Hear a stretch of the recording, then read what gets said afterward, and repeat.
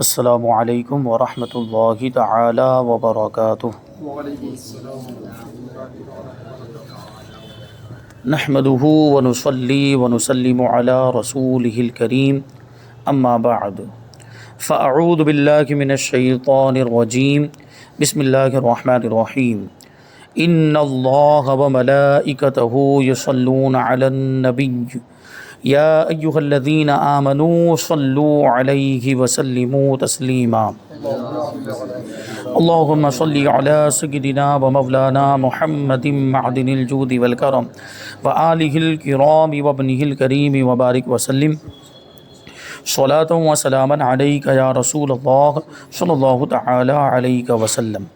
تقلید کا بیان جاری ہے۔ تقلید کی ضرورت و اہمیت کو بیان کیا جا رہا ہے اور تقلید کا معنی بتایا گیا۔ تقلید کا ثبوت قرآن کی آیتوں کی روشنی میں اور حدیثوں کی روشنی میں پیش کیا گیا۔ اس میں ایک آیت کریمہ یہاں پر اس درس میں شامل کی گئی تھی، وہ آیت کریمہ کا ایک حصہ ہے۔ اس میں یہ فرمایا گیا کہ فلولا نفر من کل فرقۃ منہم طائفۃ لیتفقہوا فی الدین ولینذروا قومہم اذا رجعوا الیہم لعلہم یحذرون۔ اس کے اوپر والا حصہ ہے جو میں کل والے درس میں یاد کرنے کی کوشش کر رہا تھا۔ یاد تو آیا لیکن کچھ ادھر ادھر ہو گیا، تو اس کو ہم اصلاح کر لیتے ہیں، اس کو درست کر لیتے ہیں۔ وہ اس طریقے سے ہے وَمَا كَانَ الْمُؤْمِنُونَ لِيَنْفِرُوا كَافَّةً، یعنی ایمان والوں سے یہ نہیں ہو سکتا کہ وہ سب کے سب نکل جائیں، یعنی سب کے سب بستیاں چھوڑ کر، آبادیاں چھوڑ کر، اپنے گھر بار کو چھوڑ کر علم دین حاصل کرنے کے لیے نکل جائیں۔ یہ سب سے نہیں ہو سکتا۔ تو پھر کیا ہونا چاہیے؟ تو پھر یہ ہونا چاہیے، ایسا کیوں نہیں ہوتا، ایسا کیوں نہیں ہوا کہ ہر بڑی جماعت میں سے ایک چھوٹا سا گروہ نکلے اور وہ جا کر دین کی سمجھ حاصل کرے، دین کا علم حاصل کرے، پھر واپس آنے کے بعد اپنی قوم کو ڈر سنائیں، یعنی اپنی قوم کو وہ جو علم سیکھ کر آئے ہیں وہ سکھائیں اور ان کو بھی بتائیں، اسلام کی ضروری معلومات ان تک پہنچائیں، لعلہم یحذرون، تاکہ وہ بھی بچیں، یعنی غلط کاموں سے بچیں، اللہ کی نافرمانی سے بچیں۔ اور حضرت جابر ابن عبداللہ کی حدیث اور حضرت سیدنا حذیفہ رضی اللہ عنہما کی حدیث ذکر کی گئی تھی دلیل کے طور پر۔ اب یہاں پہ کہتے ہیں کہ اقوال ائمہ سے بھی تقلید کا ثبوت ملتا ہے۔ ائمہ سے مراد بزرگان دین، بڑے بڑے علماء، فقہاء، محدثین جو گزرے ہیں، جن کا نام ہی ایک دلیل کی حیثیت رکھتا ہے، یعنی ان کا حوالہ پیش کیا جاتا ہے دلیل کے طور پر، ایسے بڑے بڑے امام۔ تو ان کے اقوال، انہوں نے جو لکھا ہے، ان کی روشنی میں تقلید کو ثابت کرتے ہیں۔ تو سب سے پہلے فرماتے کہ علامہ ابو العباس شہاب الدین قرافی رحمۃ اللہ تعالی علیہ فرماتے ہیں کہ عام آدمی پر معتبر مجتہد کی تقلید واجب ہے۔ عام آدمی پر معتبر مجتہد کا مطلب کیا ہوا کہ جس کو سب نے مانا ہو، جس کو سب نے تسلیم کیا ہو، ایسے مجتہد کی تقلید کرنا، پیروی کرنا واجب ہے۔ جیسے ابھی 4 امام، وہ چاروں ائمہ، امام اعظم، امام مالک، امام شافعی، امام احمد ابن حنبل، یہ چاروں امام جو رضی اللہ عنہم یہ معتبر ہیں، بلکہ ابھی آپ آگے سماعت کریں گے کہ پورا مذہب اسلام انہی چاروں کے اندر منحصر ہے، یعنی سارے احکام جو ہے کہ ان چاروں کے اندر آ گئے۔ اب ان چاروں کو چھوڑ کر کسی اور کی تقلید کرنے کی اجازت نہیں ہے، اس کو آگے بھی بیان کریں گے۔ علامہ ابن نجیم مصری رحمۃ اللہ تعالی علیہ فرماتے ہیں کہ اس بات پر امت کا اجماع منعقد ہو چکا ہے کہ جو حکم چاروں ائمہ کے مذاہب کے خلاف ہو اس پر عمل نہ کیا جائے، وہ بات آ گئی۔ یعنی اجماع کا مطلب کیا ہے؟ اتفاق۔ ساری امت کا اس پر اتفاق ہو چکا ہے، یعنی ساری امت اس پر جمع ہو چکی ہے۔ اور اب یہاں پہ امت کا اتفاق سے مراد کیا ہے؟ ائمہ مجتہدین اور جو جن کا اجماع معتبر ہے وہ مراد ہے۔ عوام کا اجماع معتبر نہیں۔ عوام مطلب کسی چیز پر اتفاق کر لے تو وہ چیز جائز نہیں ہو جائے گی، یا وہ چیز ضروری نہیں ہو جائے گی۔ جیسے عوام کسی علاقے کی چائے پینے کا وہ مطلب بہت ضروری سمجھنے لگ جائے تو چائے پینا ضروری نہیں ہو جائے گا، وہ عوام کا اجماع معتبر ہی نہیں ہے۔ یہاں مراد کیا ہے؟ علماء، فقہاء، محدثین، مجتہدین، ان کا اجماع منعقد ہو چکا ہے کہ جو حکم چاروں ائمہ کے مذاہب کے خلاف ہو اس پر عمل نہ کیا جائے۔ یعنی تقلید جو کی جائے گی تو چاروں اماموں میں سے کسی ایک ہی کی جائے گی، اور چاروں اماموں کو چھوڑ کر کسی دوسرے مجتہد کی تقلید نہیں کر سکتے۔ یہ سوال بھی آئے گا کہ چاروں ائمہ مجتہدین ہیں اور ان کے علاوہ بھی تو بہت سارے مجتہدین تھے۔ میں نے مجتہد کا مطلب پہلے بھی بتایا تھا، مجتہد اجتہاد سے بنا ہے، اور اجتہاد کا مطلب ہوتا ہے اتنی صلاحیت ہونا کہ قرآن و حدیث سے ڈائریکٹ مسائل نکال سکے. تو مجتہدین اس درجے پر فائز ہوتے ہیں کہ وہ قرآن و حدیث سے مسائل نکال لیتے ہیں، حکم نکال لیتے ہیں کہ یہ جائز ہونا چاہیے یا ناجائز ہونا چاہیے، حلال ہونا چاہیے، حرام ہونا چاہیے. ان کے پاس وہ صلاحیت ہوتی ہے، ان کے پاس اتنا علم ہوتا ہے، وہ غور و فکر کر کے قرآن و حدیث سے مسئلہ نکالتے ہیں. تو ان کو کہا جاتا ہے مجتہدین. تو یہی بات ہے کہ یہ 4 ہی صرف مجتہدین نہیں تھے، اور بھی بہت سارے سینکڑوں کی تعداد میں مجتہدین تھے. تو ان کے مذہب پر عمل کیوں نہیں کیا جاتا؟ ان 4 کے مذہب ہی پر عمل کیوں کیا جاتا ہے؟ ان 4 کے مقلدین ہی آج دنیا میں کیوں پائے جاتے ہیں؟ دوسرے کسی مجتہد کے مقلد کیوں نہیں پائے جاتے؟ تو اس کا جواب ابھی آگے آئے گا. شاہ ولی اللہ محدث دہلوی رحمۃ اللہ تعالی علیہ فرماتے ہیں کہ مذاہب حق صرف 4 باقی رہ گئے ہیں. دیکھیں اس سے اشارہ کہ 4 باقی رہ گئے، مطلب دوسرے اور بھی تھے، دوسرے مجتہدین کے بھی مذاہب اور اس طرح کے مسلک تھے، جیسے ہمارا مسلک ہے ایسے 4 مسلک کے علاوہ دوسرے بھی تھے، لیکن وہ باقی نہیں رہے، یہ 4 ہی باقی رہے. لہٰذا اب ان کا اتباع سواد اعظم کا اتباع ہے، یعنی 4 مذاہب کی پیروی کرنا یہ سواد اعظم کی پیروی ہے. سواد اعظم مطلب اہل سنت و جماعت. حضور پاک صلی اللہ علیہ وسلم نے حدیث میں یہ الفاظ استعمال فرمائے، اتبعوا سواد الاعظم، کہ سواد اعظم کی پیروی کرو، یعنی ایک بہت بڑی جماعت کی پیروی کرو. اور بہت بڑی جماعت سے مراد کیا ہے؟ اہل سنت و جماعت، یہی سواد اعظم ہے. تو 4 مسالک اور 4 مذاہب کی پیروی کرنا، اتباع کرنا، یہ سواد اعظم ہی کی پیروی اور سواد اعظم ہی کی اتباع ہے. اور ان سے اختلاف سواد اعظم سے اختلاف ہے، یعنی جو ان سے نکل گیا، کوئی جیسے یہ غیر مقلدین وہ تقلید ہی کا انکار کر دیتے ہیں، اور وہ کہتے ہیں کہ ہم کسی امام کے مقلد نہیں، ہم کسی امام کی پیروی نہیں کرتے، ہم ڈائریکٹ حدیث پر عمل کرتے ہیں، ہم ڈائریکٹ قرآن پر عمل کرتے ہیں. جبکہ وہ بھی تقلید سے آزاد نہیں ہو سکتے، کیونکہ ان کے بھی معاملات ہے کہ کون سی حدیث پر عمل کرنا ہے، کون سی حدیث پر عمل نہیں کرنا. حدیثیں تو بہت ساری ہیں کتابوں کے اندر، خود بخاری شریف کے اندر مختلف قسم کی حدیثیں ہیں. تو کس پر عمل کرنا ہے، کس پر عمل نہیں کرنا، وہ ان کو کس نے بتایا؟ ان کے مولویوں نے بتایا ہوگا. تو یہ ان کے مولوی کے مقلد ہوئے کہ نہیں ہوئے؟ کہ ان کی پیروی کر رہے ہیں، مولویوں کی پیروی کر رہے ہیں، مولویوں کے بتانے پہ چل رہے ہیں، اور مولویوں نے کہہ دیا کہ اس کو اب اس پر عمل کرنا ہے، اور لوگ عمل کرنے لگے، تو یہ تقلید ہو گئی. تو تقلید کا انکار کر رہے ہیں اور کہہ رہے ہیں کہ ہم کسی کے مقلد نہیں ہیں، جبکہ اپنے مولویوں کی تقلید کر رہے ہیں. اور یہ نصیب کی بات ہے، ان کے نصیب میں ان مولویوں کی تقلید لکھی جو اس زمانے کے گمراہ قسم کے لوگ ہیں، اور ہمارے نصیب میں امام اعظم جیسے عظیم الشان امام کی تقلید لکھی ہے، تو ہم ان کی تقلید کرتے ہیں. سوال 4 ائمہ میں سے، اچھا یہ ائمہ بار بار لفظ آ رہا ہے. ائمہ یہ امام کی جمع ہے، امام ایک وچن اور ائمہ یہ بہو وچن. ایک ہو تو امام کہیں گے، اور ایک سے 2 ہوتے ہیں تو وہ اس میں تثنیہ آتا ہے، یا 2 سے زیادہ، عربی کے اندر 2 سے زیادہ ہو تو اس کو ائمہ کہیں گے. تو اسی وجہ سے ائمہ مساجد یہ لفظ بھی آپ نے سنا ہوگا، ائمہ مساجد یعنی مسجدوں کے امام. لیکن یہاں کون سے امام مراد ہیں؟ یہاں وہ پیشوا مقتدا والے امام مراد، جن کی ہم پیروی کرتے ہیں. 4 ائمہ میں سے کسی ایک کی تقلید کیوں واجب ہے؟ جب 4 حق پر ہیں تو 4 کی تقلید کی اجازت ہونی چاہیے، جب چاہیں جس امام کی تقلید کر لیں. یہ سوال بہت اہم ہے. ابھی یہ جو بات کہی کہ 4 امام حق ہیں اور 4 امام کا جو مذہب ہے وہی اہل سنت و جماعت کا مسلک ہے، اور یہی ان کی پیروی کرنا، یہ سواد اعظم کی پیروی اور سواد اعظم کی اتباع ہے. تو پھر کسی کی بھی پیروی کر لے آدمی، ایک مسئلے میں امام اعظم کی پیروی کر لے، دوسرے مسئلے میں امام مالک کی کر لے، تیسرے مسئلے میں امام شافعی کی کر لے، چوتھے میں امام احمد ابن حنبل کی کر لے، ایسے کرتا چلا جائے، تو اس میں کیا حرج ہونا چاہیے؟ اس کی اجازت ہونی چاہیے.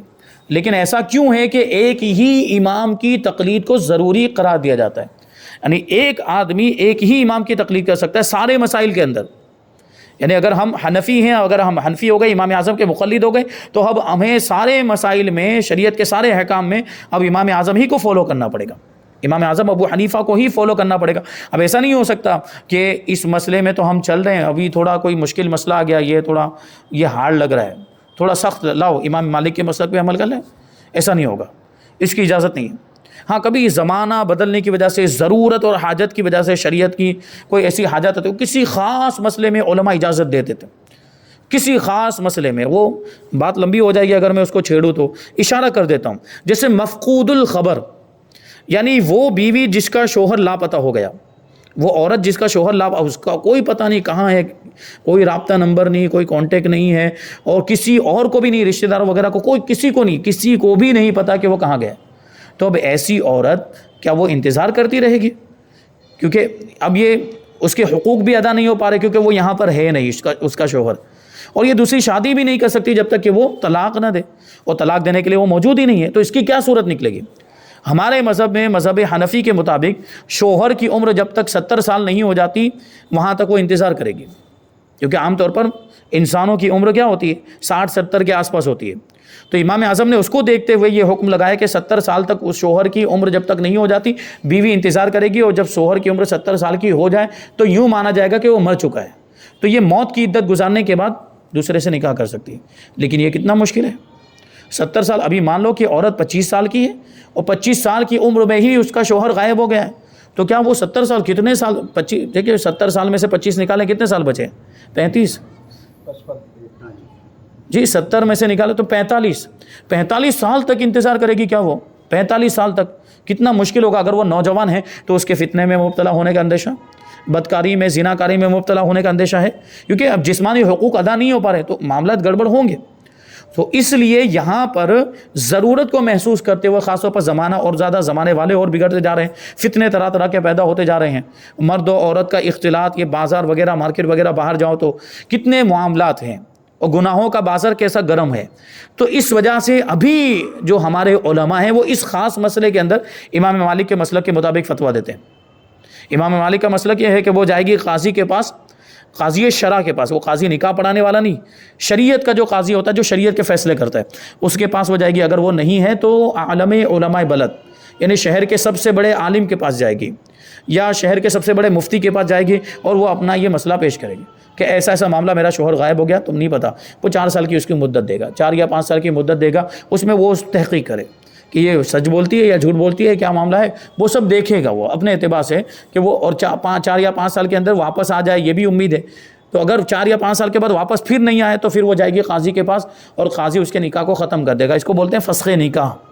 تو اس سے نکاح ختم ہو جائے گا، وہ ایک طلاق بائن کے حکم میں ہوگا، وہ اس کی عدت گزارنے کے بعد دوسرے سے نکاح کر سکتی ہے۔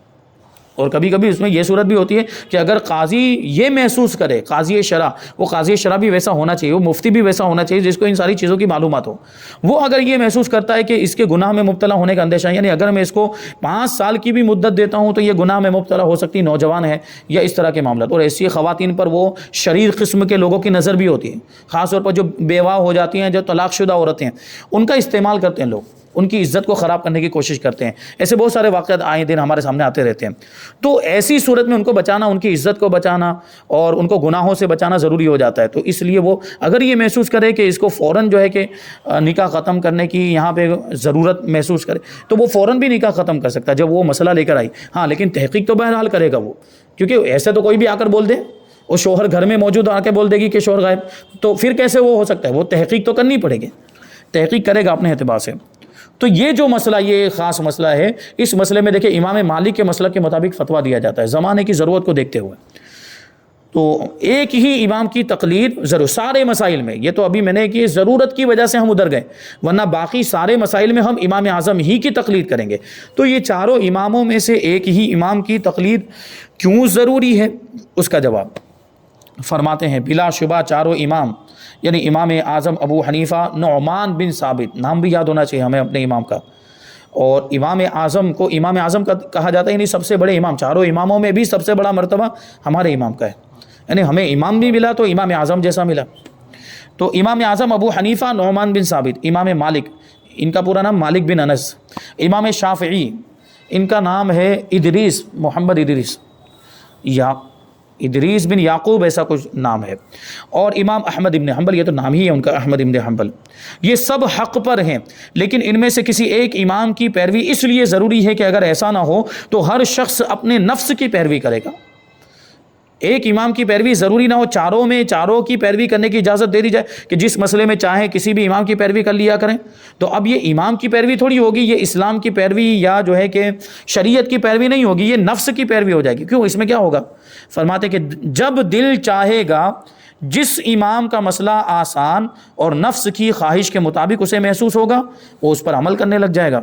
اور یہ شریعت مطہرہ کا مذاق اڑانا ہے، کیونکہ بہت سے مسائل ایسے ہیں کہ بعض ائمہ کے نزدیک حلال اور وہی مسائل بعض دوسرے ائمہ کے نزدیک حرام ہے، بالکل اپوزٹ ہو جائے گا۔ تو اس کو ایسا لگے گا کہ یہ مشکل ہے، لاؤ اس پر عمل کر لوں، پھر یہ ادھر کچھ مشکل لگے گا تو ادھر عمل کرنے لگ جائے گا. تو یہ تو نفس کی پیروی ہو گئی، اپنی مرضی کے مطابق عمل کر رہے ہیں، اپنی خواہش کے مطابق عمل کر رہے ہیں. اس وجہ سے اس کی اجازت نہیں. کہتے ہیں اور یہ نفس کا پیروکار صبح ایک امام کی پیروی کرتے ہوئے ایک مسئلے کو حرام سمجھ کر اس لیے عمل نہ کرے گا کہ اس میں اس کے نفس کا مفاد اور فائدہ نہیں ہے، اور جب شام کو بلکہ اسی لمحے میں اس میں اپنا فائدہ نظر آئے گا تو دوسرے امام کا مذہب اختیار کرتے ہوئے اسی مسئلے کو اپنے لیے حلال کر دے گا. ابھی تھوڑی دیر پہلے اسی کو حرام سمجھ رہا تھا، اب اپنی خواہش کی پیروی میں اور دوسرے امام کے مسلک کے مطابق پھر وہ اس کو حرام سمجھنے، یہ حلال سمجھنے لگ جائے گا. تو یہ تو پھر کیا مطلب، وہ کچھ اہمیت، شریعت کی کچھ اہمیت ہی نہیں رہ جائے گی. اس لیے ایک امام کی پیروی کرنا لازم ہے. اور اس طرح کہتے ہیں یہ جو معاملہ ہے، اس طرح فقط خواہش نفس کی بنیاد پر احکام شرعیہ کو کھیل بنا کر پامال کرتا پھرے گا. کوئی بھی صبح اس مذہب پر عمل کر رہا تھا، شام کو اس مذہب پر عمل کرنے لگ جائے گا اپنی خواہش کے مطابق. صبح کو جس چیز کو حرام سمجھ رہا تھا اسی چیز کو شام کو حلال سمجھنے لگ جائے گا. تو اس طرح تو یہ شریعت کے احکام یہ کھیل بن جائیں گے اور ان کی حرمت پامال ہوگی. اس لیے انسان کو خواہش نفس پر عمل کرنے کے بجائے دین و شریعت پر عمل کرنے کے لیے کسی ایک امام مجتہد کا مقلد ہونا ضروری ہے، ورنہ وہ فلاح و ہدایت یعنی کامیابی اور رہنمائی ہرگز نہ پا سکے گا. اس کو ایک دنیاوی مثال سے سمجھاتے ہیں. دنیا داری کے اعتبار سے ایک مثال دیں گے کہ اگر کسی منزل پر پہنچنے کے مختلف راستے ہوں، کسی جگہ ہم کو پہنچنا ہے، کوئی ڈیسٹینیشن ہے ہم کو جہاں، جیسے مثال کے طور پر احمد آباد جانا ہے ہم کو، تو وہ ہو گئی ہماری منزل. تو اگر کسی منزل پر ہمیں پہنچنا ہے تو وہاں پہنچنے کے مختلف راستے ہو سکتے ہیں. ابھی احمد آباد جانے کے بہت سارے راستے ہیں، ابھی ٹرین والا بھی راستہ ہے، بائی روڈ بھی ہے، بائی روڈ کے مختلف راستے ہوں گے. آپ بروڈا چلے جائیں، یہاں سے بروڈا پہنچ گئے تو بروڈا سے یہ والا نیشنل ہائی وے بھی آپ پکڑ سکتے ہیں، ایکسپریس ہائی وے بھی. یہ سمجھانے کے لیے بتا رہا ہوں آپ کو، یعنی وہاں سے آگے اور بہت سارے راستے نکل رہے ہیں. تو آپ کون سا راستہ اختیار کریں گے؟ فرماتے ہیں منزل پر وہی شخص پہنچے گا جو ان میں سے کسی ایک راستے کو اختیار کرے. راستے سارے جا رہے ہیں احمد آباد کی طرف، جیسے میں نے کہا کہ نیشنل ہائی وے بھی احمد آباد کی طرف جا رہا ہے اور ایکسپریس ہائی وے بھی احمد آباد کی طرف جا رہا ہے. لیکن ہم دونوں پر تو نہیں چل سکتے، کسی ایک کو تو اختیار کرنا ہی پڑے گا. ہمیں اگر احمد آباد پہنچنا ہے تو یا تو نیشنل ہائی وے کو پکڑنا پڑے گا یا ایکسپریس ہائی وے کو پکڑنا پڑے گا بروڈا کے بعد سے. تو ایک راستے کو اختیار کرے تبھی وہ منزل مقصود تک پہنچ سکے گا. تو کہتے ہیں کبھی دوسرے راستے پر، پھر تیسرے راستے پر، پھر چوتھے راستے پر، یعنی کبھی ایک راستے کو اختیار کر لیا، پھر اس کو ایسا ہوا نہیں یہ راستے پہ چلنا چاہیے تو پھر اس پہ چلنے لگ گیا. پھر تیسرے راستے پہ، ایسے 4 راستے تھے مثال کے طور پر، تو چاروں راستوں پہ وہ چل رہا ہے، کبھی اس پہ چل رہا ہے، کبھی اس پہ چل رہا ہے، کبھی اس پہ چل رہا ہے. تو ایسے ہی وہ راستے بدلتا رہا تو ایسا شخص راستہ ہی ناپتا رہ جائے گا، کبھی منزل تک نہیں پہنچ سکے گا. جیسے یہی مثال لے لیں کہ تھوڑی دیر تک وہ نیشنل ہائی وے پر چلا، پھر اس کو یہ ہوا کہ ایکسپریس ہائی وے پہ جانا چاہیے، پھر وہ گھوم کے واپس آیا، پھر ایکسپریس ہائی وے پہ چلنے لگا، پھر وہاں پہ وہ تیسرا کوئی راستہ اس کو پتہ چلا نہیں یہ چھوڑ کے وہاں جانا چاہیے، تو وہ منزل پر پہنچ پائے گا؟ احمد آباد پہنچ پائے گا؟ ہرگز نہیں پہنچ پائے گا. تو اس کو کوئی نہ کوئی ایک راستہ اختیار کرنا پڑے گا اور مستقل طور پر پھر اسی پر چلنا پڑے گا، تب جا کے وہ احمد آباد پہنچ پائے گا. یہی حال اس شخص کا ہوگا جو کسی ایک امام کی تقلید کا دامن نہ تھام لے، بلکہ کسی مسئلے میں کبھی کسی ایک امام کی پیروی کرے، کبھی دوسرے کی پیروی کرے، پھر تیسرے کی، پھر چوتھے کی. تو وہ منزل آخرت جو کہ جنت ہے اس تک نہیں پہنچ سکے گا، بلکہ خواہش نفس کی خاطر راستہ ہی ناپتا رہ جائے گا اور راہ منزل سے گم ہو کر گمراہی اور اندھیرے میں پڑ جائے گا. یہ تو پھر گمراہی کی طرف جانا، خواہش نفس کی پیروی یہ گمراہی کی طرف لے جاتی ہے. تو یہ جو کرنا کہ کبھی اس امام پر کے مسلک پر عمل کر لیا، کسی مسئلے میں اس امام کی پیروی کر لی، کسی مسئلے میں تیسرے امام کی، پھر چوتھے امام کی، تو یہ نفس کی پیروی ہے اور خواہشات نفس کی پیروی گمراہی کی طرف لے جاتی ہے. یعنی آدمی جنت تک نہیں پہنچ پائے گا، کیونکہ اصل کامیابی جنت تک اگر پہنچنا چاہتے ہیں، جنت ہی ہماری منزل مقصود ہے، تو کسی ایک امام کی پیروی کو اپنانا پڑے گا اور انہی سارے مسائل میں انہی کے مسلک پر عمل کریں گے تب کامیابی ملے گی. ایک اور سوال ہے کہ اگر تقلید ضروری ہے تو صحابہ کرام کے زمانے میں تقلید کیوں نہیں ہوئی؟ یہ بھی بہت اہم سوال. یہ غیر مقلدین کی طرف سے، اہل حدیث کی طرف سے یہ سوال آتا ہے کہ آپ لوگ مقلد ہیں اور آپ کہتے ہیں کہ تقلید بہت زیادہ ضروری ہے، تو پھر یہ چاروں امام تو بہت بات کے ہیں، ہمارے امام تو تابعی ہیں، لیکن جو بات کے امام یا تو کوئی تبع تابعی ہیں یا تو تبع تابعی کے بھی بات کے ہیں. ایسے بھی ہیں امام، یہ جیسے امام احمد بن حنبل سب سے آخر زمانے کے ہیں، یعنی چاروں اماموں میں سب سے بعد کے اگر کوئی ہیں تو امام احمد ابن حنبل ہیں. تو یہ تو کتنے بعد کے ہوئے، تو جب کہ صحابہ کا زمانہ تو حضور کے زمانے سے بہت قریب تھا. تو اگر پیروی کرنی ہی تھی تو صحابہ کی پیروی کرتے. یہ تابعین کی، تابعین کی اور ان کے بعد والوں کی پیروی کیوں کر رہے ہیں؟ یہ بہت اہم سوال ہے. تو یہ مین پوائنٹ اس میں ہے کہ صحابہ کی پیروی ہونی چاہیے. تو اب یہ اس کا جواب کہ صحابہ کی پیروی ہم کیوں نہیں کرتے، اور صحابہ کی پیروی کو چھوڑ کر یہ چاروں اماموں میں سے ایک امام کی پیروی کیوں لازم اور ضروری ہے، یہ بہت اہم سوال. اور اس کے بارے میں مفتی احمد یار خان نعیمی نے بہت پیاری بات ارشاد فرمائی ہے کہ صحابہ کی تقلید کیوں نہیں ہو سکتی. اور پھر یہ کہ ہم اماموں کی پیروی کرتے ہیں اس میں حکمت کیا ہے، وہ بھی جعل حق کے حوالے سے یہاں پر اس کو نقل کیا ہے. پھر آخری سوال یہ ہے کہ چاروں اماموں کے علاوہ کسی اور امام کی تقلید اب کیوں نہیں ہو سکتی؟ چاروں اماموں کی تقلید کیوں ہو سکتی جبکہ دوسرے بھی مجتہدین تھے جیسے اس سے پہلے بھی آیا، تو ان کی پیروی کیوں نہیں کی جا رہی ہے؟ یہ چاروں اماموں کی پیروی ہی کیوں کی جا رہی ہے؟ یہ ساری باتیں یہ سارے سوالات اور ان کے جوابات ہم انشاءاللہ آئندہ درس میں شامل کریں گے. اللہ تبارک و تعالیٰ کی بارگاہ میں دعا ہے کہ جو کچھ بھی بیان ہوا اس پر ہم سب کو عمل کرنے کی توفیق عطا فرمائے. وما علینا الا البلاغ. السلام علیکم.